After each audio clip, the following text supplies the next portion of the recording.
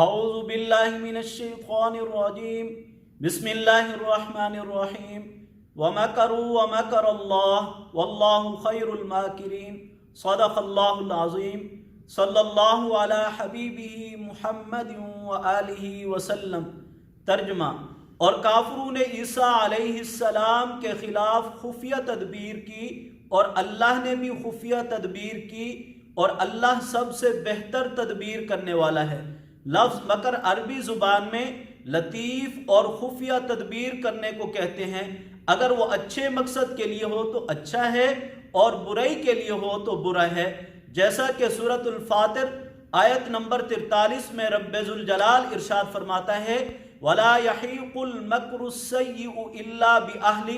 اور بری چالیں کسی اور کو نہیں، خود اپنے چلنے والوں ہی کو گھیرے میں لے لیتی ہیں۔ اب سورہ فاطر کی اس آیت مبارکہ میں مکر کے ساتھ السیئ کی قید لگائی گئی ہے۔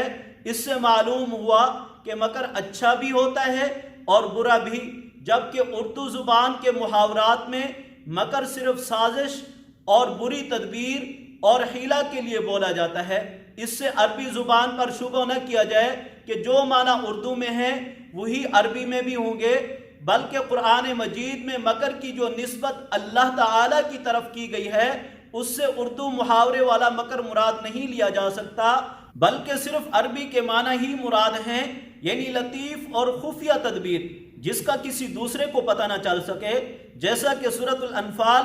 آیت نمبر 30 میں رب ذوالجلال ارشاد فرماتا ہے وَإِذْ يَمْكُرُ بِكَ الَّذِينَ كَفَرُوا لِيُثْبِتُوكَ أَوْ يَقْتُلُوكَ أَوْ يُخْرِجُوكَ وَيَمْكُرُونَ وَيَمْكُرُ اللَّهُ وَاللَّهُ خَيْرُ الْمَاكِرِينَ۔ اور اے پیغمبر صلی اللہ علیہ وسلم، اس وقت کو یاد کیجئے جب کافر لوگ تمہارے خلاف منصوبے بنا رہے تھے کہ تمہیں گرفتار کر لیں یا تمہیں قتل کر دیں یا تمہیں وطن سے نکال دیں، اور وہ اپنے منصوبے بنا رہے تھے اور اللہ اپنا منصوبہ بنا رہا تھا، اور اللہ سب سے بہترین منصوبہ بنانے والا ہے۔ سیدنا عبداللہ بن عباس رضی اللہ عنہما بیان فرماتے ہیں رحمت کونین صلی اللہ علیہ وسلم یہ دعا مانگا کرتے تھے ربی اعنی ولا تعن علی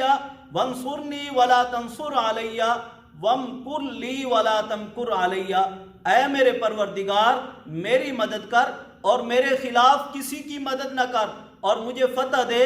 اور میرے اوپر کسی کو غالب نہ کر، اور میرے حق میں تدبیر کر اور میرے مقابلے میں کسی کی تدبیر نہ چلا۔ آگے بھی طویل دعا ہے وَاهْدِنِي وَيَسِّرِ الْهُدَىٰ لِي وَانصُرْنِي عَلَىٰ مَنْ بَغَىٰ عَلَيَّ رَبِّ اجْعَلْنِي لَكَ شَكَّارًا لَكَ ذَكَّارًا لَكَ رَهَّابًا لَكَ مِطْوَاعًا لَكَ مُخْبِتًا إِلَيْكَ عوازم منیبا رب تقبل توبتی واغسل حوبتی واجب دعوتی وثبت حجتی وسدد لسانی واہدی قلبی واسلل سخیمۃ صدری۔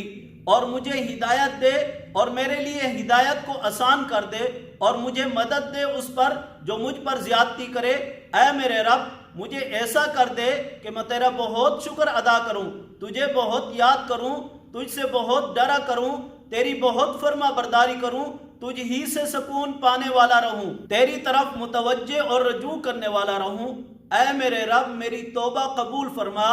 اور میرے گناہوں کو دھو دے، اور میری دعا قبول فرما، میری دلیل مضبوط رکھ اور میری زبان درست رکھ، اور میرے دل کو ہدایت دے اور میرے دل سے حسد اور کینہ نکال دے۔ ترمذی شریف حدیث نمبر 3551، سنن ابی داود حدیث نمبر 1510، سنن ابن ماجہ حدیث نمبر 3830۔ آج کے درس کا خلاصہ یہ ہے لفظ مکر کی تفسیر بیان کی گئی۔ مکر لطیف اور خفیہ تدبیر کو کہتے ہیں، اور یہ خفیہ تدبیر اچھی بھی ہو سکتی ہے اور بری بھی ہو سکتی ہے، جبکہ اردو میں جو مکر بولا جاتا ہے وہ صرف سازش اور بری تدبیر اور حیلہ کے لیے بولا جاتا ہے۔ جب بھی عربی میں مکر کا لفظ پڑھا جائے اس سے اردو والا مراد نہ لیا جائے، بلکہ اس کے معنی اور مفہوم کو سمجھ کے پڑھا جائے۔ اللہ رب العزت سے دعا ہے اللہ رب العزت ہمیں صحیح معنی میں قرآن سمجھنے کی، پڑھنے کی توفیق عطا فرمائے۔ وآخر دعوانا ان الحمد للہ رب العالمین۔